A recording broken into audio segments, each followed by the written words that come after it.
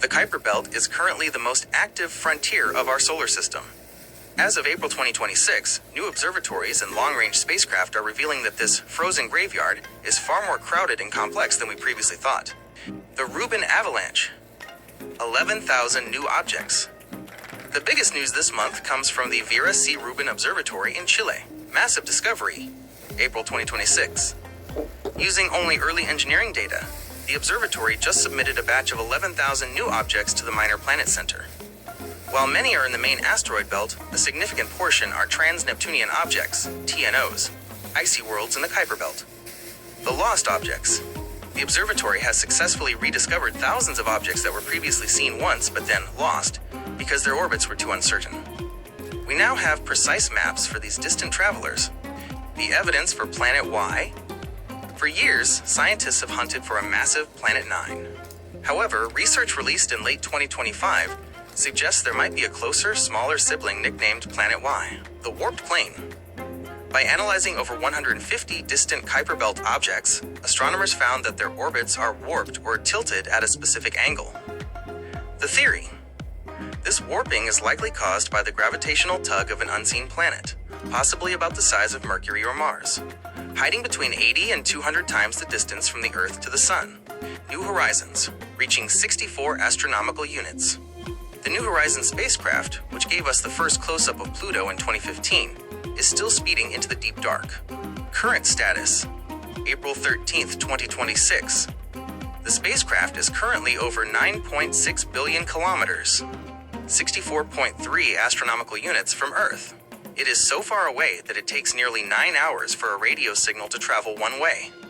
The two-part belt, new data from the probe suggests the Kuiper Belt might be much wider than expected, or perhaps even a double belt with a second outer ring of objects that we haven't fully mapped from Earth. Arrokoth research. Scientists have recently confirmed that the snowman-shaped object Arrokoth, visited by the probe in 2019, is incredibly primitive. Its two lobes joined together so gently billions of years ago that it proves the outer solar system formed in a much quieter way than the violent inner solar system. New dwarf candidates. 2025-2026. In May 2025, a significant new object, 2017 OF201, was officially announced. The Extreme Cousin. This object is potentially large enough to be a dwarf planet. Massive orbit.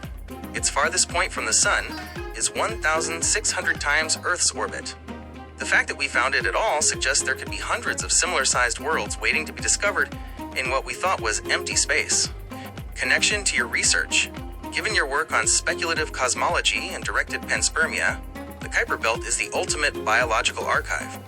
Because it is so cold, the organic molecules there are preserved in a near-perfect vacuum. If a Kardashev Type 2 or 3 civilization wanted to preserve information or life for billions of years, the stable, frozen environment of the Kuiper Belt would be the most logical place in our solar system to stash it. Since you've been exploring the Virgo supercluster, does the idea of a Planet Y hiding in our own backyard feel like a reminder of how much unseen matter exists even in small cosmic structures? The relationship between the Sun and the Earth is a constant struggle between the Sun's outward-flowing energy and the Earth's magnetic defenses. The solar wind, the Sun's constant breath. The solar wind is a continuous stream of charged particles, mostly electrons and protons known as plasma, that flows outward from the Sun in all directions at speeds of about 1.6 million kilometers per hour. Source. It originates in the Sun's hot outer atmosphere, the corona, which is so hot that the Sun's gravity cannot hold onto the rapidly moving particles.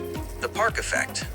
As the Sun rotates, it winds this stream of particles into a spiral shape, similar to a rotating garden sprinkler.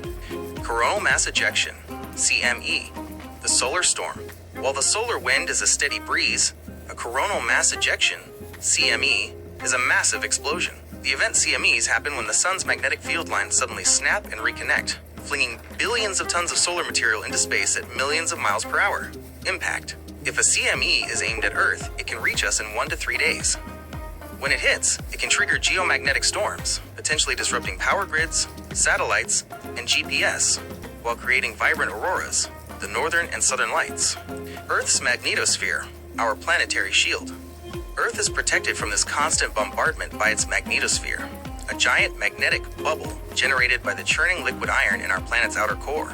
The bow shock, Just like the front of a boat creates a wave as it moves through water, the magnetosphere creates a bow shock that deflects the majority of the solar wind around the planet. The magnetotail. On the side of Earth facing away from the sun, the solar wind stretches the magnetic field out into a long tail, extending far past the orbit of the moon. The auroras. Some particles leak through at the north and south poles. When these particles collide with gases in our atmosphere, they glow, creating the aurora borealis and aurora australis. The heliosphere, the solar system's bubble. The heliosphere is the vast, shield-like bubble in space that surrounds and protects our entire solar system. It is created by the solar wind pushing outward against the interstellar medium, the matter that exists between stars. 1. Termination shock, the point where the solar wind slows down to subsonic speeds as it hits the pressure of interstellar space. 2. Heliopause, the official boundary where the sun's solar wind and the winds from other stars reach a balance. 3. Interstellar space. Once you cross the heliopause, you are officially in the space between stars. Why this matters for your research? As of April 2026, the Voyager 1 and 2 spacecraft are still providing data from the very edge of the heliosphere. This boundary is the final wall of our solar system. In your research into Type 2 civilizations, those that can harness the full power of their star, they would likely view the heliosphere not just as a protective bubble, but as the physical limit of their immediate energy territory. Do you think a civilization could learn to tune the magnetosphere of a planet like Mars to make it habitable again?